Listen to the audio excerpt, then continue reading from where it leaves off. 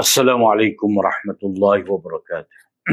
Bismillahirrahmanirrahim. Alhamdulillahi rabbil alamin. Wassalatu wassalamu ala asyrafil anbiya wal mursalin nabina Muhammad wa ala alihi wa sahbihi ajma'in. Allahumma 'allimna ma yanfa'una wa anfa'na bima 'allamtana. Allahumma faqqihna fid din wa 'allimna at-ta'wil wa zidna 'ilman ya rabbal alamin. Rabbi shrah li sadri wa yassir li amri wa hlul 'uqdatam min lisani yafqahu qawli. Subhanaka la ilma lana illa ma 'allamtana innaka antal alimul hakim wa la haula wa la quwwata illa billah. Kita sambung Sunan Ibni Majah, masih lagi muqaddimah Fadli Jarir bin Abdullah Al-Bajali. Wa bi qala hadatsana Muhammad bin Abdullah bin Numair qala hadatsana Abdullah bin Idris an Ismail bin Abi Khalid an Qais bin Abi Hazim an Jarir bin Abdullah Al-Bajali qala ما حجبني رسول الله صلى الله عليه وسلم منذ أسلمت ولا رآني إلا تبسم في وجهي ولقد شكوت إليه أني لا أثبت على الخيل فضرب بيده في صدري وقال اللهم ثبته واجعله هاديا مهديا. فضل أهل بدر. وبه قال حدثنا علي بن محمد وأبو كريب قال حدثنا وكيع قال حدثنا سفيان عن يحيى بن سعيد عن عباية ابن رفاعة عن جده رافع ابن خديج قال جاء جبريل أو ملك إلى النبي صلى الله عليه وسلم فقال ما تعدون من شهد بدرا فيكم ما تعدون من شهد بدرا فيكم قالوا خيارنا قال كذلك هم عندنا خيار الملائكة. فضائل الصحابة. وبه قال حدثنا محمد بن صباح قال حدثنا جرير قال وحدثنا علي بن محمد قال حدثنا وكيع قال وحدثنا أبو كريب قال حدثنا أبو معاوية جميعا عن الأعمش عن أبي صالح عن أبي هريرة قال رسول الله صلى الله عليه وسلم لا تسبوا أصحابي فوالذي نفسي بيده لو أن أحدكم أنفق مثل أهد ذهب ما أدرك مد أحدهم ولا نصيفه. وبه قال حدثنا علي بن محمد وعمرو بن عبد الله قال حدثنا وكيع قال حدثنا سفيان عن نصير بن ذعلوق قال كان ابن عمر يقول لا تسبوا أصحاب محمد صلى الله عليه وسلم فلا مقام أحدهم ساعة خير من عمل أحدكم عمره. Sambungnya bahawa ini bab kelebihan Jarir bin Abdullah Al-Bajali. Jarir bin Abdullah bin Jabir bin Malik bin Nadr bin Tha'labah bin Jusham bin Auf bin Khuzaimah bin Harb bin Ali Al-Bajali, salah seorang sahabat Nabi SAW yang masyhur. Beliau digelar sebagai Abu Ammar, ada kata Abu Abdullah. Ada perselisihan pendapat tentang keislamannya itu dalam Mu'jam Al-Wasat At-Tabarani melalui sanad Husain bin Umar Al-Ahmasi daripada Ismail bin Abi Khalid dan seterusnya ni. Jarir berkata, ketika Nabi SAW diutuskan, aku datang kepadanya. Baginda bertanya, apa yang membawamu datang? Aku menjawab, aku datang untuk memeluk Islam. Maka baginda melemparkan kain selendangnya kepadaku dan bersabda, apabila datang kepada kamu seorang yang mulia dari kaumnya, maka muliakan dia. Jadi kalau zahir daripada hadis ni, ketika Nabi diutus, aku mari. Itu jadi iskal. Pertama sekali, dalam komentar dia kata, perawi dia ni Husain bin Umar Al-Ahmasi ni dhaif. Cuma kalau diterima riwayat ini sahih, ia perlu difahami secara majas.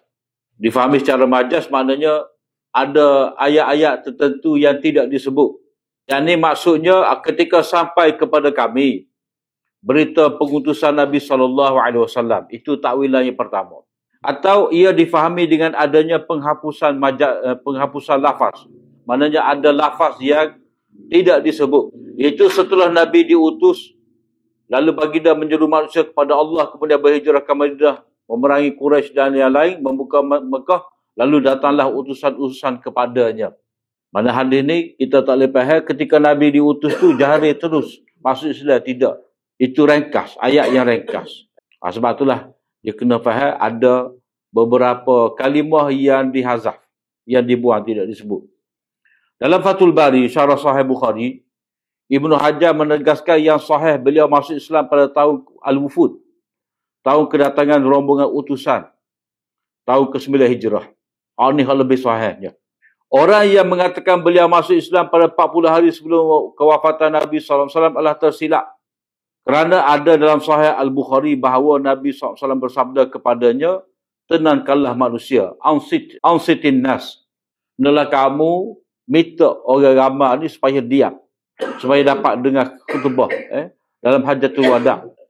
Bukti dia ni, beliau ni lewat lebih awal lagi. Maknanya tidak mungkin beliau Islam 40 hari sebelum Nabi wafat, kerana beliau menghadiri peristiwa Hajatul Wada' yang mana Nabi SAW minta daripada dia tu supaya dia mendiamkan orang ramai kerana Nabi nak berkhutbah. Jadi Hajatul Wada' tu berlaku bila? Iaitu lebih daripada 80 hari sebelum kewafatan baginda SAW. Mana bulan Zulhijjah, bulan Muharram, bulan Safar, bulan apa ni? Rabi' Awal dah. Zulhijjah, Muharram, Safar, Rabi' Awal.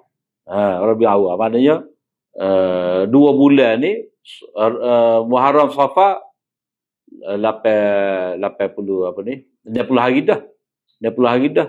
Hajatul Wada' ataupun peristiwa ni Yaumun Nahar, hari yang ke-10, makna 20, 80. 80 hari dah situ. 80 hari dah situ. Kemudian Rasulullah SAW wafat 12 Rabiul Awal. Maknanya 92 hari lah lebih kurang. Sebelum Nabi wafat, beliau Islam.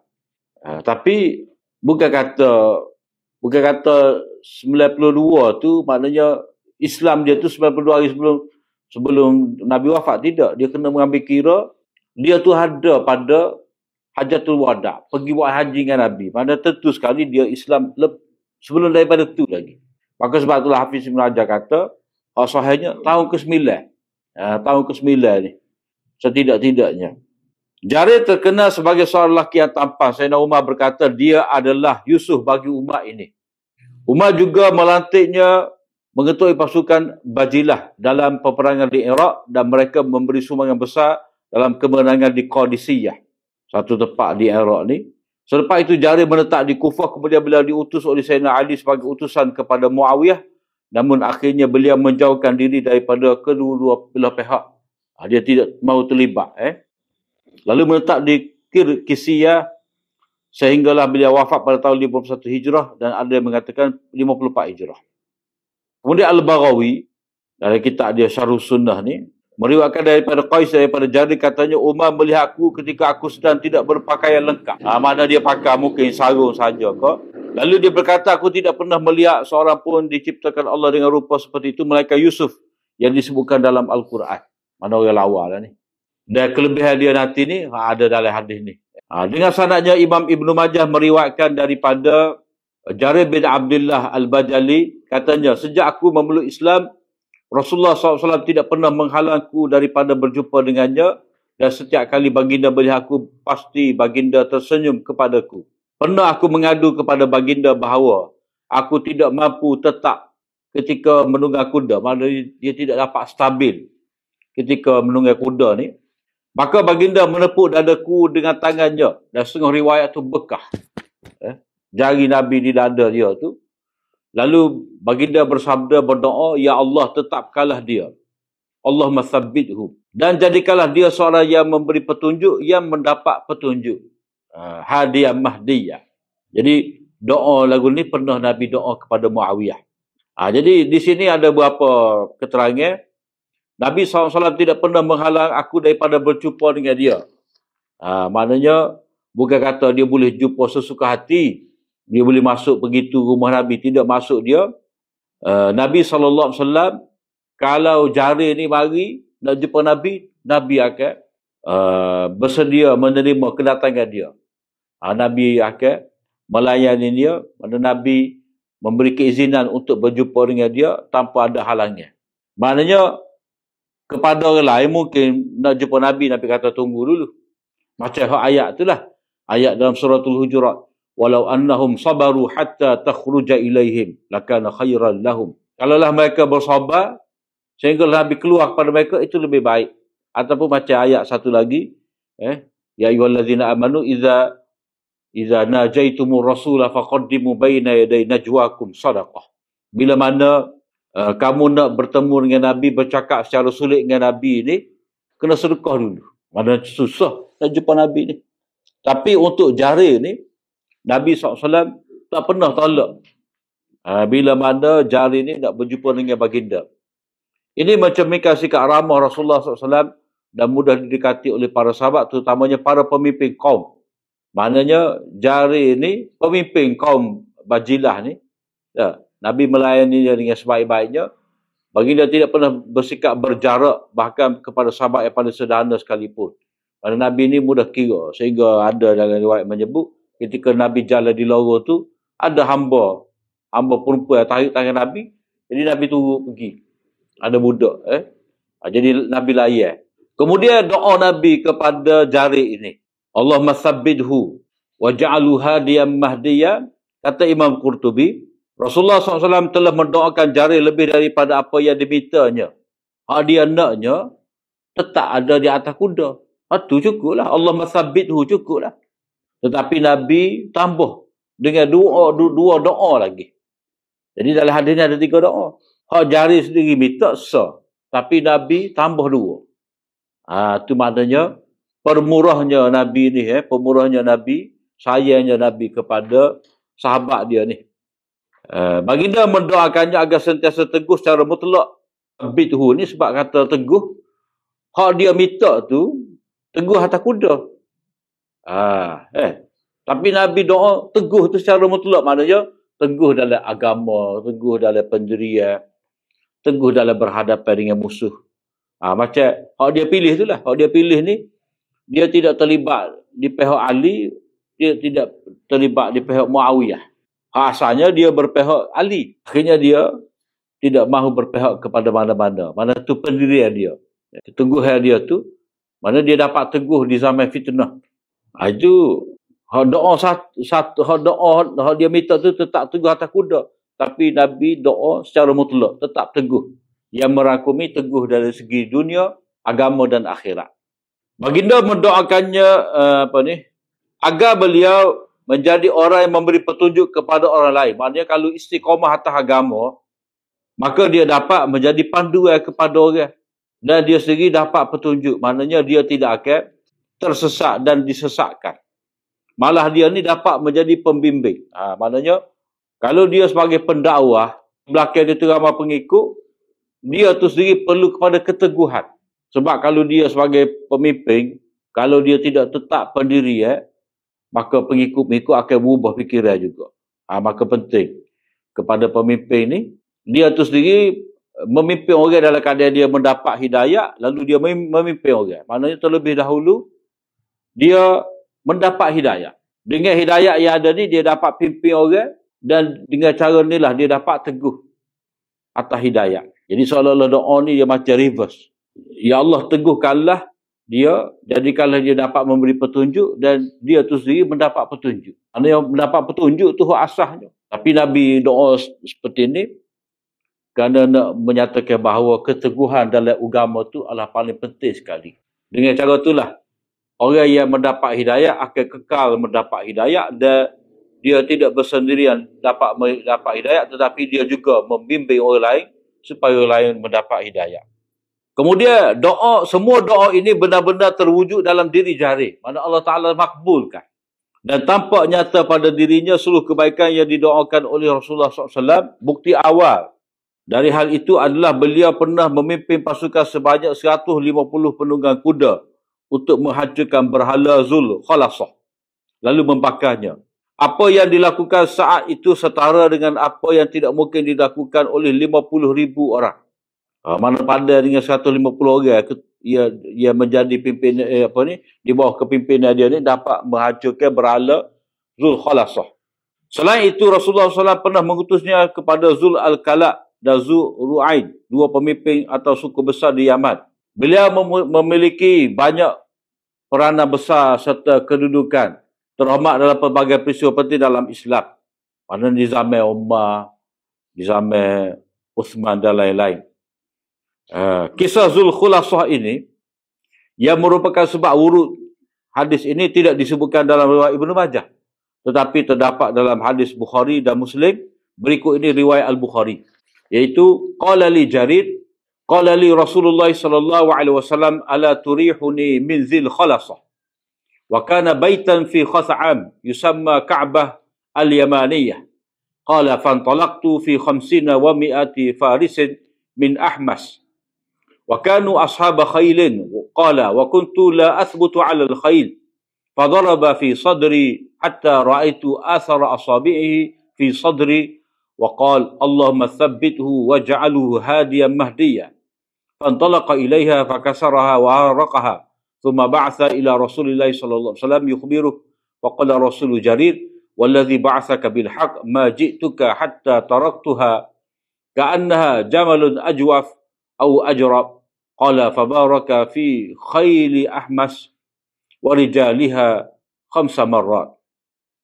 Jarir berkata kepadaku, yakni kepada perawi ni, Qais bin Abi Hazim, Rasulullah sallallahu alaihi wasallam bersabda kepadaku, mahukah kamu rehatkan daku dari Zul Khalasah, bukan Khulasah, Zul Khalasah. Maknanya Nabi sabuk ni, duk mikir pasal ada lagi berhala yang disembah di Yaman. Nabi taksir di Jaziratul Arab ni ada orang menyembah berhala. Jadi sipai buat gapo? Jadi Nabi suruh dirobohkan berhala ni, diruntuhkan berhala Zul Khalasah. Zul Khalasah itu adalah sebuah rumah berhala milik kabilah Khas'am yang dipanggil Ka'bah Yamaniyah. Mana orang Yaman ni, inilah Kaabah dia, tempat ibadat dia. Jarir berkata, maka aku pun berangkat bersama 150 orang penunggang kuda dari kabilah Ahmas, dan mereka adalah pasukan berkuda, yakni Yamahim. Jarir berkata, aku sebelumnya tidak dapat menunggang kuda dengan mantap, mana tidak dapat tetap di atas kuda aku ni. Maka baginda menepuk dadaku hingga aku melihat kesan jari-jari baginda di dadaku, seraya baginda berkata, ya Allah, teguhkanlah dia dan jadikanlah dia sebagai penunjuk yang diberi petunjuk. Mana dia tu dapat membimbing lagi terbimbing. Lalu Jarir pun pergi ke sana memecahkannya, yakni berhala, dan membakarnya. Kemudian beliau mengutus seorang kepada Rasulullah SAW untuk melaporkan berita itu. Utusan Jarir berkata kepada Rasulullah SAW, demi Allah, Tuhan yang mengutusmu dengan kebenaran, aku tidak datang kepadamu melainkan setelah aku meninggalkannya. Yang ini berhala tadi seolah-olah seperti unta yang berongga, kosong atau berpenyakit kudis. Maknanya misi itu berjayalah untuk menghancurkan berhala Zul Khalasah ini. Baginda kemudian mendoakan keberkatan ke atas pasukan berkuda Ahmas dan orang-orangnya sebanyak 5 kali. 5 kali Nabi ulang. Itu maknanya ini yang panggil sebab wurud, dia panggil. Sebab apa Nabi doa untuk dia ni? Sebab apa yang dikatakan dia tidak dapat tetap di atas kuda? Sebab Nabi menugaskannya itu untuk menghancurkan berhala Kaabah Yamaniyah itu. Pedoman hadis ni menunjukkan kepada kita akhlak Nabi SAW ni. Baginda melayan setiap individu sesuai dengan kedudukan mereka. Mana Jarir ni pemimpin kaum. Jadi bila mana nak temu dengan Nabi, Nabi sentiasa melayaninya dan sentiasa tersenyum bila berjumpa dengan sahabat dia. Layanan Nabi yang baik. Yang kedua, hadis ini juga mengandungi bukti mukjizat Nabi SAW. Maknanya doa Nabi diterima, itu menandakan kenabian baginda dan terbukti. Berkat daripada doa Nabi ni, Jarir tidak pernah lagi jatuh dari kuda atau condong, tidak seimbang selepas daripada itu. Sehingga dia dapat mengalahkan, dapat berhadapan dengan pupuk Yamaniyah ni yang menyembah berhala Zul Khalasah itu. Hadis ini juga menunjukkan kelebihan suku Ahmas yang mengiringi Jarir. Maknanya Nabi doa kepada Jarir sekali, kemudian lepas daripada misi mereka ni berjaya, Nabi berdoa keberkatan. Kerana keberanian dan ketaatan mereka, sebanyak 5 kali Nabi doakan untuk kuda dan penunggang-penunggang kuda dari suku ataupun kabilah Ahmas itu. Kemudian bab kelebihan ahli Badar.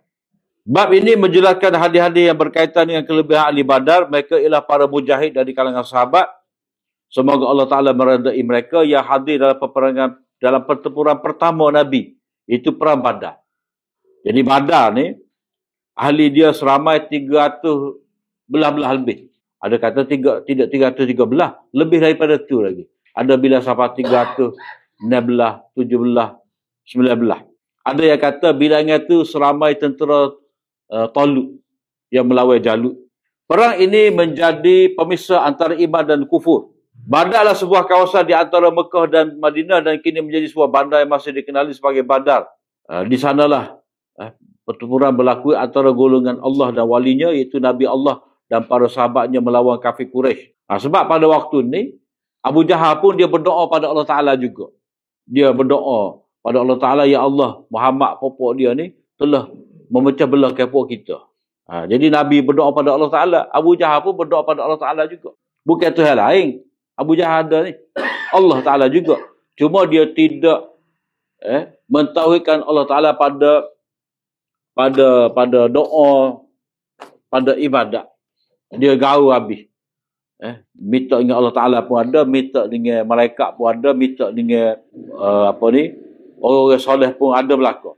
Oleh kerana Abu Jahal berdoa juga, Nabi pun berdoa, maka ini dikira sebagai Yaumal Furqan, Yaumal Taqal Jam'an. Hari penentu. Hari penentu maknanya kemenangan yang Allah SWT akan berikan kepada Ahlul Haq. Jadi hak benar itulah. Hak benar-benar berdoa, ikhlas pada Allah Ta'ala, berdoa, dan mereka itu adalah ahli tauhid. Seramai 70 orang daripada dalam pertempuran itu, Allah mengalahkan kafir Quraisy dan membunuh pemimpin-pemimpin utama mereka. Mana malaikat telah dihantar oleh Allah Ta'ala untuk membantu orang beriman ni. 70 orang mereka ditawan, 70 terbunuh. Allah memisahkan kebenaran daripada kebatilan melalui pertempuran ini. Oleh sebab itulah Allah menamakannya Yaumal Furqan.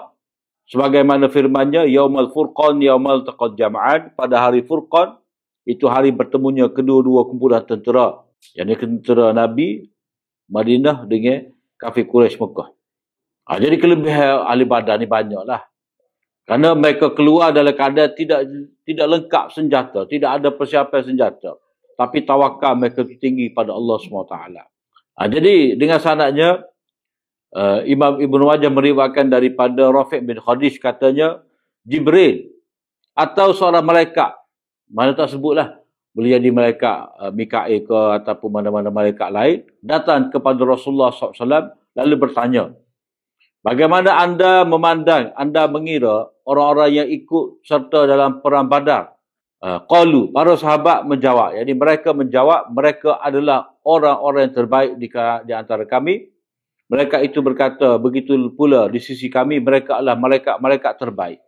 Maknanya malaikat yang terbaik di sisi kita ni, malaikat yang dihantar, yang ditugaskan untuk menolong orang beriman dalam peperangan Badar, mereka itu adalah malaikat yang terbaik.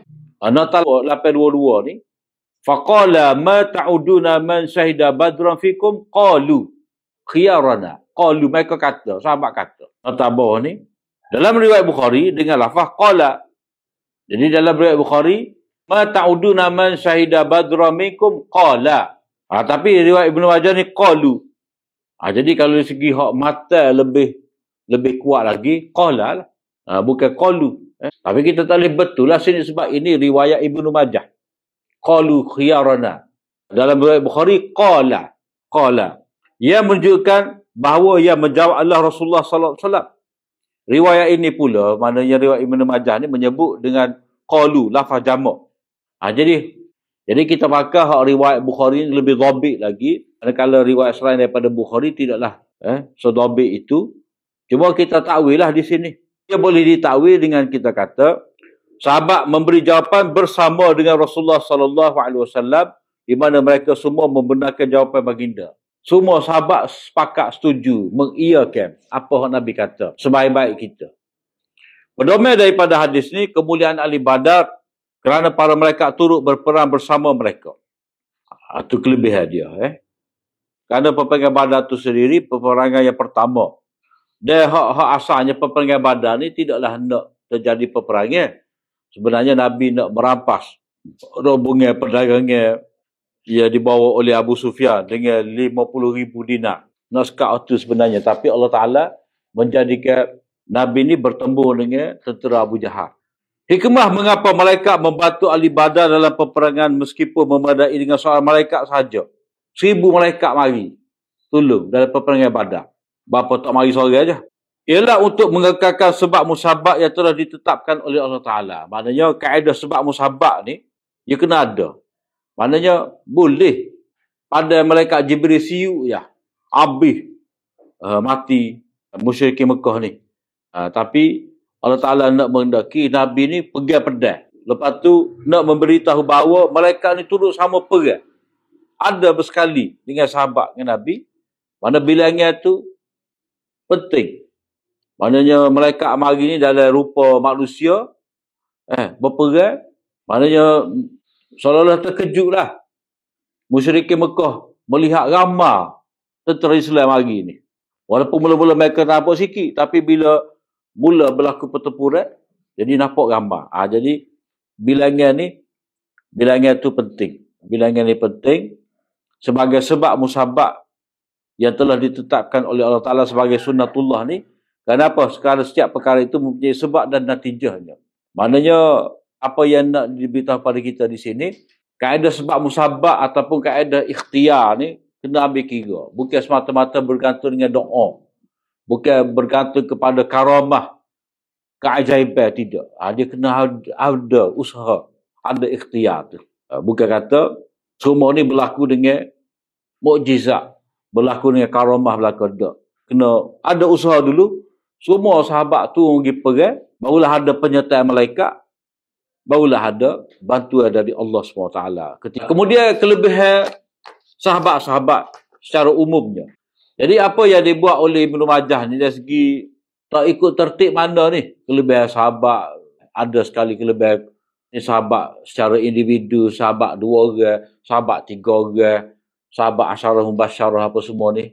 Jadi hal ni kita boleh faham kelebihan sahabat ni tidaklah menjadi maksud utama kepada Ibnu Majah seperti mana imam-imam yang lain yang membuat kitab khusus manaqib.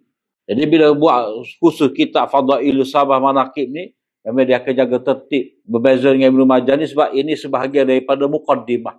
Yang mana muqaddimah ni masih lagi berkenaan dengan i'tisam, berpegang teguh dengan sunnah.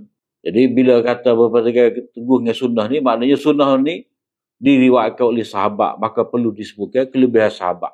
Dengan sanadnya Imam Ibnu Majah meriwayatkan daripada Abu Hurairah radhiyallahu anhu, katanya Rasulullah sallallahu alaihi wasallam bersabda, "La tasubbu ashabi, janganlah kamu mencela para sahabatku. Demi Tuhan yang jiwaku di tangannya, sekiranya salah seorang daripada kamu menafkahkan, menginfakkan emas sebesar gunung Uhud, nescaya ia tidak akan menyamai satu cupak yang mereka infakkan. Bahkan tidak juga setengahnya." Tak pandai. Tak boleh. Mana kemuliaan sahabat ni, kita tidak boleh mencela, memaki sahabat. Kerana mereka adalah orang-orang yang mendampingi Nabi senang dan susah. Disebutkan di sini harta. Harta ni hak kita boleh buat. Boleh bui. Ada peluang lagi kita nak buat. Kita nak bui dengan harta kita. Mana di sini Nabi tak ayat. 2 rakaat semaya sahabat bersama dengan aku ni, tak akan sama dengan semaya kamu. Nabi tak buat contoh lagu tu sebab itu tak mungkin berlaku untuk orang kemudian. 824. La tasubbu ashabi, janganlah kamu mencela para sahabatku. Mesej ini ataupun khitab ini ditujukan kepada golongan sesudah daripada generasi sahabat dengan menggambarkan mereka ini wujud semasa larangan ini dinyatakan. Jadi Nabi kata kepada sahabat ni, la tasubbu ni. Mula-mula situasi dia, Nabi baca hadis ni depan siapa? Depan sahabat lah, sebab sahabat riwayat. Tetapi sahabat depan dia tu tidak dimaksudkan. Kenapa tak? Kerana sahabat sama-sama dia ni, dia tidak akan mencela sama-sama dia. Jadi la tasubbu ashabi ni, Nabi tidak tujukan kepada sahabat di hadapan dia, tetapi Nabi tujukan kepada generasi kemudian. Imam Nawawi berkata, Imam Nawawi menegaskan bahawa mencela sahabat adalah haram, yang termasuk dalam perkara haram yang keji. Sama celaan, sama ada. Sama ada celaan itu kepada sahabat yang terlibat dalam fitnah peperangan seperti Siffin dan Jamal atau tidak. Kerana apa? Kerana mereka ni, mana dalam peperangan tadi, dalam fitnah tadi adalah orang-orang yang beristihad dan mereka mempunyai takwilan mereka tersendiri. Maknanya mereka ni bukan sahaja-sahaja nak perang, tapi terjadi peperangan dan mereka tidak dapat elok. Maknanya tidak boleh sama sekali secara mutlak mencela sahabat walaupun sahabat tu sendiri terlibat dalam peperangan.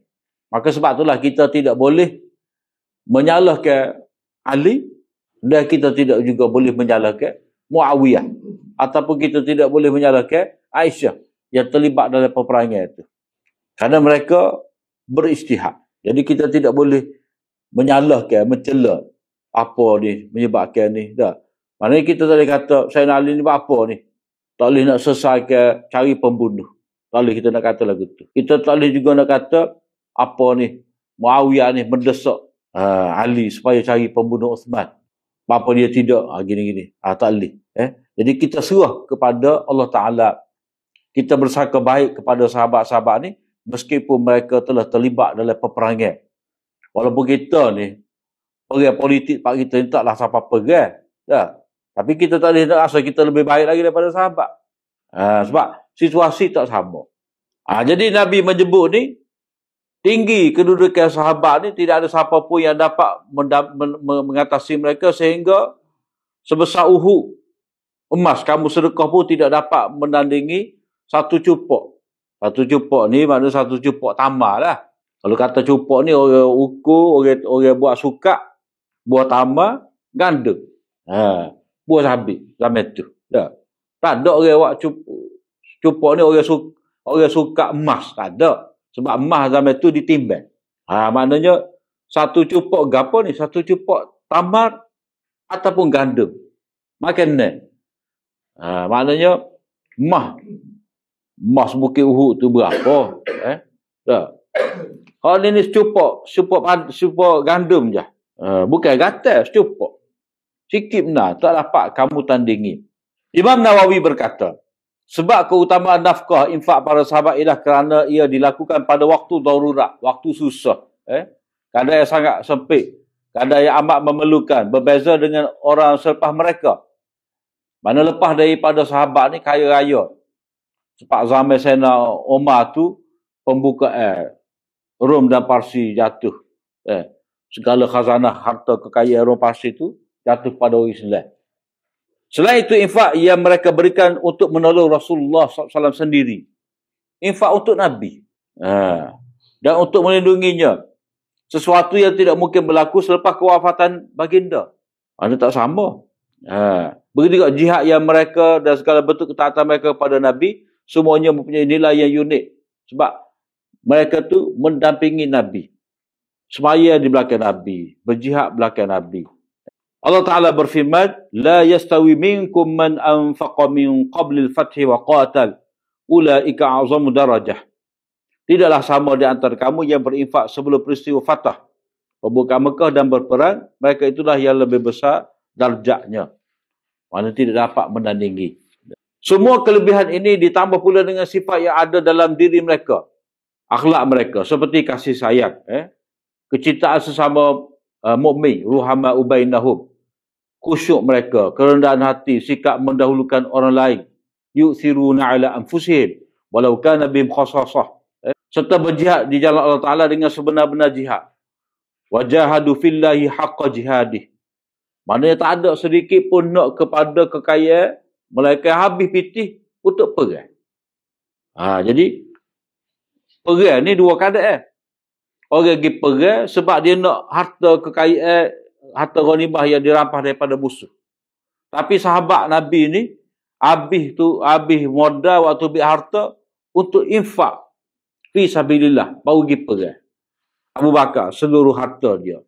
Umar separuh daripada harta dia. Uthman tak usah kira lah, jutawan. Maknanya sahabat ni berjihad dengan Allah Ta'ala, di jalan Allah Ta'ala dengan sebenar-benar jihad, mengorbankan harta mereka dan nyawa mereka.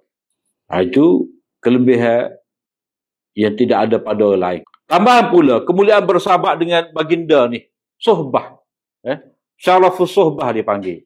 Maknanya dapat bertemu mata dengan Nabi dalam keadaan beriman, itu sudah jadi orang yang mendapat jaminan istimewa radhiyallahu anhum wa radu'an. Sebab itulah dalam ta'rif sahabat ni, orang yang bertemu dengan Nabi dalam keadaan dia beriman. Dia pun mati dalam keadaan beriman. Maknanya bertemu dengan Nabi ni dia sebagai bersuhbah dengan Nabi. Jadi walaupun seketika sempat dengan Nabi, tidak dapat ditandingi oleh apa-apa amalan. Semata-mata bertemu dengan Nabi tu, jumpa Nabi tu sadar kelebihan dia sebagai sahabat. Kesimpulannya, keutamaan ini bukanlah sesuatu yang boleh diukur dengan kias dan logik perbandingan, tetapi ia adalah semata-mata anugerah Allah yang dia berikan kepada siapa yang dia kehendaki. Maknanya memang takdir ketetapan Allah Ta'ala. Sahabat-sahabat ni hidup di zaman Nabi, mereka beriman dan mereka bersama dengan Nabi. Jadi waktu tu talih tu bukan pilihan kita, bukan kehendak kita. Itu kata Imam Nawawi. Kemudian hadis yang terakhir ni, dengan sanadnya Imam Ibnu Majah meriwayatkan daripada Ibnu Umar. Mana hadis ni hadis mauquf. Dia tak ada kata-kata Nabi ni. Hadis mauquf. La tasubbu ashaba Muhammadin sallallahu alaihi wasallam. Jadi bahagian ni samalah dengan hadis tadi. La tasubbu ashabi. Cuma hadis ni apa yang dikatakan oleh Ibnu Umar, persaksian dia tentang kemuliaan sahabat. Fala maqamu ahadihim sa'ah. Berdirinya seketika mereka ni, sahabat-sahabat Nabi ni, secara mutlak di sini. Berdiri dalam semaya ke, berdiri berjuang, berjihad bersama dengan Nabi ni. Umum, merangkumi secara mutlak. Lebih baik lagi daripada amal seseorang daripada kamu ni sepanjang hayat dia. Tidak dapat menandingi satu saat berdirinya sahabat Nabi dalam ketaatan mereka kepada Allah SWT. Kemudian perawi kita jumpa ni Nusair bin Zu'luq. Dalam Ibnu Majah ni je. Ini saja riwayat dia. Dan ini saja, di sini saja tempat dia dalam Ibnu Majah. Nusair bin Zu'luq al-Kufi, perawi siqah menurut jumhur ulama hadis seperti Yahya bin Ma'in, Abu Hatim, Ad-Daruqutni, Ibnu Abdul Bar, Ibnu Hibban. Hanya Ibnu Hazan dan Abdul Haq Al-Ishbili saja yang menilainya dhaif. Namun pendapat ini tertolak, beliau termasuk di kalangan perawi khusus dengan kitab Ibnu Majah. Yang hadis ini saja yang diriwayatkan daripadanya. Tak ada kitab lain. Bahagian pertama asar ini ataupun kata-kata Ibnu Umar ni serupa dengan hadis Nabi. Cuma dalam menggambarkan kedudukan sahabat yang begitu tinggi ni, Ibnu Umar menyebut perkara ni dengan kata-kata dia tentang kemuliaan mereka. Ketinggian darjat mereka di sisi Allah Ta'ala, sebagaimana yang ditunjukkan oleh ucapan Ibnu Umar ni, fala maqamu ahadihim. Huruf fa di sini adalah fa fasihah. Fa fasihah ni, dengan maksud bila sahabat kamu tidak boleh memaki, mengutuk sahabat ni, maka kedudukan mereka tu. Sesungguhnya, lam tu lam ibtidak dipanggil, lam takkid. Dengan makna penegasan. Lam tu saja, sesungguhnya. Dalam bahasa Arab ni, dia tidak semestinya inna ataupun innama. Lam sebutir tu pun, ia terletak pada, ia masuk pada isim nakirah ni, ataupun satu mubtada ni sudah memadai dah untuk menggambarkan penegasan. Kemudian maqam di sini mim dibaca dengan fathah, itu mubtada, subjek, khabarnya ialah khair. Maknanya berdirinya salah seorang daripada sahabat itu lebih mulia. Berdirinya salah seorang daripada mereka di jalan Allah, di jalan jihad fi sabilillah dan dalam ketaatan kepada Rasulullah. Maknanya Nabi suruh. Nabi suruh macam tadilah. Nabi kata kepada Jarir bin Abdullah ni, mu pergi hancurkan berhala Zul Khalasah itu. Jadi seketika tu lebih baik lagi daripada sepanjang hayat kamu ni. Maknanya Ibnu Umar ni tuju kepada orang-orang yang tidak sepak dengan sahabat, ataupun orang-orang yang tidak sepak dengan Nabi. Saatan ni walaupun sesaat, maknanya ini dia panggil kata kerja masa. Zaraf ni kata kerja masa, maknanya sesaat. Adalah lebih baik daripada amalan seseorang daripada kamu sepanjang umurnya. Itu yang pertama di sini. Yang kedua, walaupun asar ini dalam bentuk mauquf, Maknanya berhenti setakat kata-kata Ibnu Umar, namun ia mempunyai hukum marfu'. Jadi al-mauquf fi hukmil marfu'. Kerana apa? Kerana perkataan seperti ini tidak mungkin dikatakan semata-mata dengan pendapat akal. Maknanya ada kemungkinan la tasubbu ashabi ni, kedudukan sahabat ni lebih mulia daripada ibadat kamu sepanjang zaman ni. Tidak mungkin Ibnu Umar fikir dengan akal fikiran dia. Maknanya tidak tentu dia ada dengar daripada Nabi tentang kedudukan sahabat. Cuma dia nak merengkaskan ucapan dia tu, maka dia tidak sebut ni hadis Nabi. Sebab kadang-kadang sahabat ni dia tak sebut ni hadis Nabi kerana dia nak ringkas ataupun dia tak bermudah nak menyandarkan sesuatu kepada Nabi dalam keadaan dia tidak pasti. Ini dia panggil bersikap cermat dalam menisbahkan apa-apa kepada Nabi SAW. Jadi habislah kita ni ada dua bab lagi. Ada dua bab lagi. Bab kelebihan Hafsah dengan kelebihan Ibnu Abbas. Sebelum masuk bab Khawarij. Wallahu a'lam.